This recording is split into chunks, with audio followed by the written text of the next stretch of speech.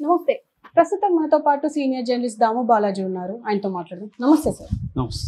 Sir, Pahalgam Baisaran వ్యాలీలో జరిగిన ఉగ్రదాడికి పాకిస్తాన్కి సంబంధం లేదు అంటూ లష్కర్ ఈ తోయిబా వాళ్ళు ప్రకటించారు. ఇటుపక్క మన దేశంలో కూడా కాంగ్రెస్ అసలు పాకిస్తాన్ వాళ్ళు చేయలేదు ఈ ఉగ్రదాడి, మోడీ హస్తం ఉంది ఈ ఉగ్రదాడిలో అని చెప్పేసి అంటున్నారు.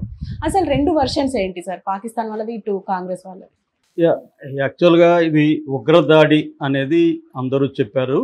ప్రపంచంలో కూడా అనేక దేశాలు ఇది టెర్రరిస్ట్ దాడిగానే వివరించాయి. ఈవెన్ అమెరికా కూడా దీన్ని టెర్రరిస్ట్ దాడి అనేది. అమెరికాలో న్యూయార్క్ టైమ్స్ లాంటి అనేక పత్రికలు, మీడియా దీన్ని గన్మెన్ చంపారు లేకపోతే మిలిటెంట్స్ చంపారు అన్నప్పుడు కూడా అమెరికన్ గవర్నమెంటు దాన్ని కరెక్ట్ చేస్తూ ట్వీట్ కూడా పెట్టింది. దాన్ని ఇంటూ కొట్టేసి, అంటే మిలిటెంట్స్ అనే దాన్ని ఇంటి కొట్టి టెర్రరిస్టులని కూడా రాశారు. అంటే మీరు ఇది క్లియర్గా టెర్రరిస్టు దాడి అనేది అన్ని దేశాలు కూడా నిర్ద్వందంగా ఖండించాయి. అంతవరకు ఓకే. కాకపోతే ఇది టెర్రరిస్టులు అంటే పాకిస్తాన్ టెర్రరిస్టులా, లేకపోతే ఇండియాలో ఉండే టెర్రరిస్టులా, లేకపోతే పాకిస్తాన్ గవర్నమెంటే ఈ పని చేయించిందా, ఇట్లాంటి కన్ఫ్యూజన్స్ అయితే చాలా వరకు ఉన్నాయి. ఇప్పుడు వరకు ప్రజలందరూ కూడా, మెజారిటీ ప్రజలు ఇండియాలో నమ్మేది ఏంటంటే ఇది పాకిస్తాన్ స్పాన్సర్డ్ టెర్రరిజం. పాకిస్తాన్ వెనకుండి టెర్రరిస్టులు మన దేశంలోకి అనేక సార్లు పంపించి, ముఖ్యంగా కాశ్మీర్లో టెర్రరిజానికి ప్రధాన కారణం పాకిస్తానే అనేది మన అందరూ నమ్ముతున్నారు. సో అయితే ఇప్పుడు ఏమైందంటే మెల్లమెల్లగా ఈ వేడి అనేది కొంత తగ్గింది. అంటే బిగినింగ్ డేస్లో ఉండే 22 జరుగుతాయి. బిగినింగ్ డేస్లో మన వాళ్ళందరూ, మీడియా కావచ్చు, రాజకీయ నాయకులు కావచ్చు, అందరూ కూడా దీన్ని ఖండించడమే కాకుండా పాకిస్తాన్ని బుద్ధి చెప్పాలి, యుద్ధం చేయాలి, పాకిస్తాన్ నాశనం చేసేయాలన్న టైప్లో రెచ్చిపోయి మాట్లాడారు అంతా. ఇంకా మీడియా అయితే చెప్పాల్సిన అవసరం లేదు. ఈ క్రమంలో ఏంటంటే అది కొద్దిగా సబ్సైడ్ అయింది. పాకిస్తాన్ రియాక్షన్ కూడా మొదలైంది. పాకిస్తాన్ వాళ్ళు కొన్ని ప్రశ్నలు అడుగుతున్నారు. ముఖ్యంగా పాకిస్తాన్ గవర్నమెంట్కి సంబంధించిన మినిస్టర్లు కావచ్చు, షహబాజ్ షరీఫ్ నవాజ్ షరీఫ్ వాళ్ళ తమ్ముడు అనమాట. ఒకప్పుడు ఆయన ప్రధానమంత్రి, ఇప్పుడు ఈయన ప్రధానమంత్రి. షహబాజ్ షరీఫ్ ఎన్ఎస్ఏ అంటారు, నేషనల్ సెక్యూరిటీ కౌన్సిల్ మీటింగ్ అక్కడ అయినాక ఆయన అడిగిన ప్రశ్నలు ఏంటంటే, మా రోల్ ఉందని మీరు ఎలా చెప్తారు, మీ దగ్గర ఏమన్నా ప్రూఫ్ ఉందా?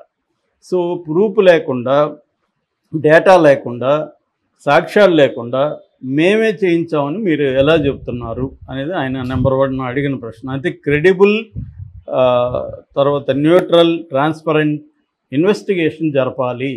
ఏ దేశం, ఏ థర్డ్ పార్టీ అంటే ఏ దేశం జరిపినా కూడా మేము కోఆపరేట్ చేస్తాము. సో దాంట్లో ప్రూవ్ చేయండి. మీరు ప్రూవ్ చేయగలిగితే పాకిస్తాన్ ఐసోలేట్ అయిపోతుంది కదా ప్రపంచవ్యాప్తంగా.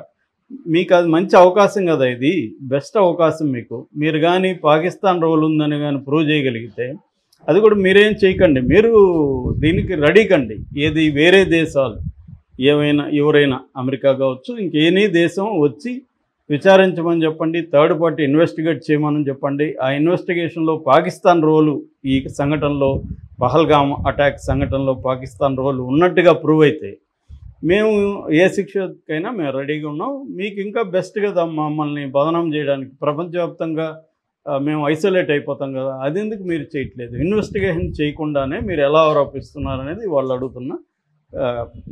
ఈయన ప్రధానమంత్రి కావచ్చు, అక్కడున్న మీడియా కూడా నిన్న ఒక ఛానల్, అక్కడున్న ఒక ప్రముఖ మీడియా సంస్థ ఎడిటర్ని ఇంటర్వ్యూ చేస్తే ఆయన కూడా క్లియర్గా ఏం చెప్తున్నాడంటే, నేను మీ ప్రజల బాధను అర్థం చేసుకోగలను, ఎందుకంటే ప్రజల మీద ఇలాంటి అటాక్స్ జరిగినప్పుడు ఎవరికైనా ఆగ్రహం వస్తుంది, కానీ మీరు మా వైపు నుంచి సమాధానం చెప్పాలంటే మీ మీడియా చాలా ఎక్కువ చేస్తుంది, ఏమీ లేకుండానే మీడియా ఒక వారు వాతావరణాన్ని క్రియేట్ చేసేస్తుంది. ఫస్ట్ ఆఫ్ ఆల్ ఇది పాకిస్తాన్ రోల్ ఉన్నట్టుగా మీ దగ్గర ఏం ప్రూఫ్స్ ఉన్నాయి అనేది వాళ్ళు అడుగుతున్నారు. ఏమన్నా అంటే గతంలో అంతా చేయలేదా ఇవన్నీ మాట్లాడుతున్నారు. గతాన్ని పక్కన పెట్టండి. ఈ ఇన్సిడెంట్లో పర్టికులర్ పహల్గామ్ ఇన్సిడెంట్లో మా పాత్ర ఉన్నట్టుగా మీ దగ్గర ఏం ఆధారాలు ఉన్నాయి అనేది వాళ్ళు అడుగుతున్నారు. సో దానికి సమాధానం చెప్పమని వాళ్ళు అడుగుతున్నారు. That is number 1. Number 2, international ఎంక్వైరీకి వాళ్ళు డిమాండ్ చేస్తున్నారు. ఎంక్వైరీ చేసి మీరు చేయండి. అవేమి చేయకుండానే మీరు సింధు నది జలాలను ఆపేయడం, లేకపోతే మిగతా డిప్లొమాటిక్ రెస్ట్రిక్షన్స్ పెట్టడం. ఒక మాజీ మంత్రి నిన్న మాట్లాడాడు, ఆయన కొన్ని ప్రశ్నలు వేస్తున్నాడు. అదేంటంటే ఇట్లా టెర్రరిస్టులు ఎవరైనా వచ్చినప్పుడు విచ్చలవిడిగా కాల్ చేసి వెళ్ళిపోతారు తప్ప వాళ్ళు కూల్గా ఒక్కొక్కరిని మతం అడుక్కుంటా, నీ మతం ఏంది నీ మతం ఏంది అడుక్కుంటా చంపుతారా అనేది నెంబర్ 1. నెంబర్ 2, మహిళల్ని వాళ్ళు ఎందుకు వదిలిపెడతారు? టెర్రరిస్టులు అంటేనే విచక్షణారహితంగా చంపుతారు. వాళ్ళకి మహిళల, మగవాళ్ళ, లేకపోతే హిందువునా ముస్లిమా చూడరు. ఈ దేశంలో అల్లకల్లోలను సృష్టించాలి, ఇంటర్నల్ స్ట్రైఫ్ క్రియేట్ చేయాలి అనేది తప్ప ఇలా అడిగి చంపుతారా?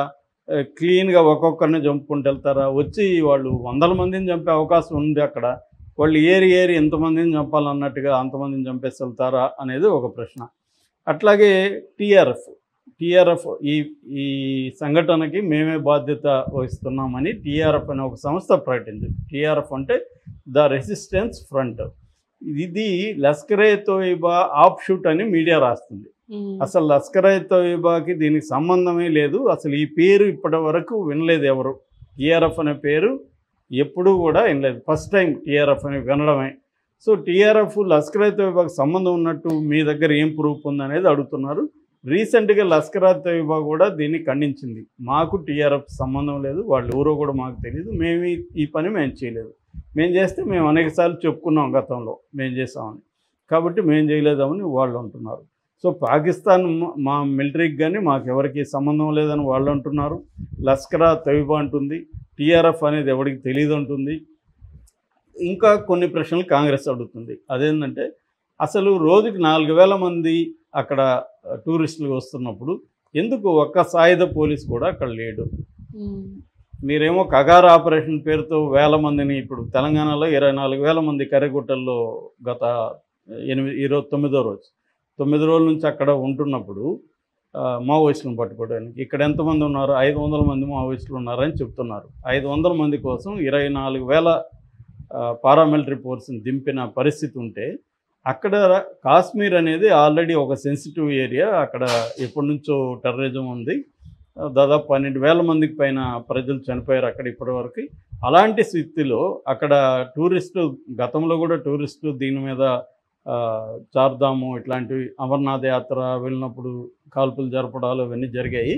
కాబట్టి అక్కడ రెండోది ఏంటంటే అమర్నాథ్ యాత్రకు సంబంధించి కూడా ఓపెనింగ్స్ మొదలైనాయి. సో ఎందుకు చేయలేదంటే దానికి వీళ్ళు చెప్తున్నది ఏమంటే అసలు ఆ సెంటర్ ఓపెన్ అయినట్టే మాకు తెలియదని సెంట్రల్ గవర్నమెంట్ చెప్తుంది. సో అది ఇంకా విచిత్రంగా ఉంది. అంటే మీకు తెలియకుండానే అక్కడ, ఎందుకంటే కాశ్మీర్లో 3.5 లక్షల మంది సైనికులు ఉన్నారు, మన ఆర్మీ ఉంది. 3.5 లక్షల మంది ఆర్మీ ఉంటే ఇక్కడ పట్టుమని ఒక సాయుధ పోలీసు కూడా లేకపోతే ఆర్మీ కానీ ఎవరు కూడా ఒక అవుట్ పోస్ట్ కూడా లేదు. ఎందుకు ఈ స్థాయి నిర్లక్ష్యం జరిగింది? రెండోది ఏంటంటే ప్రతి ఎన్నికల ముందు ఇలాంటిది ఒకటి జరుగుతూనే ఉంది. 2016లో ఉరి కావచ్చు, 2019లో పుల్వామా అటాక్ కావచ్చు. ఇది మోడీ ప్రభుత్వం ఒక సిస్టమేటిక్గా ప్రతి ఎన్నికల ముందు ఇట్లాంటి ఒక సంఘటన జరిగి దేశ ప్రజల మొత్తం డైవర్షన్ అంతా కూడా పాకిస్తాన్ ఎనిమికి మార్చేసి దేశంలో ఉండే అన్ఎంప్లాయ్మెంట్ కావచ్చు, అధిక ధరలు కావచ్చు, ఇతరేతర సమస్యల నుంచి డైవర్ట్ చేయడానికి మోడీ ప్రభుత్వం ఎత్తివేస్తుంది అనేది కాంగ్రెస్ ప్రభుత్వం విమర్శిస్తుంది.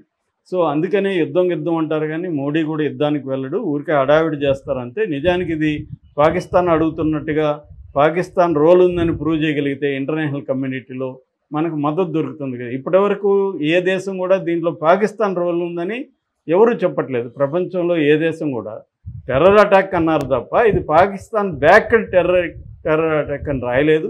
ఇక మీడియా అయితే వెస్ట్రన్ మీడియా ఇది మిలిటెంట్ అటాక్ అని, గన్మెన్ అటాక్ అని రాస్తున్నారు తప్ప అసలు టెర్రర్ అటాక్ అని కూడా రాయట్లేదు. సో ఇప్పుడు మీరు డిమాండ్ చేయండి. Already Iran, Saudi Arabia